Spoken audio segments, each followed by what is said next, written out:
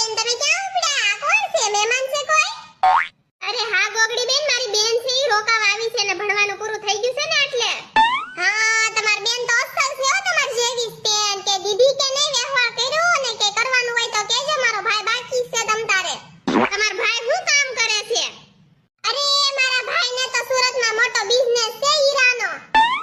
એવા માંગા તો ગોગડી બેન અમારે 70 આવે છે, પણ અમારે તો મારી બેનને છોકરો સિટીમાં રહેતો હોવો જોઈએ અને ઘર હાવ જનવાણી ન હોવા જોઈએ. ફ્લેટમાં રહેતો હોય ને તો જ દેવાની છે અને નાનું એવું ફેમિલી હોવું જોઈએ, કારણ કે મોટા કુટુંબમાં મારી બેન કામ ન કરી શકે અને છોકરાને સરકારી નોકરી હોય ને તો જ દેવાની છે.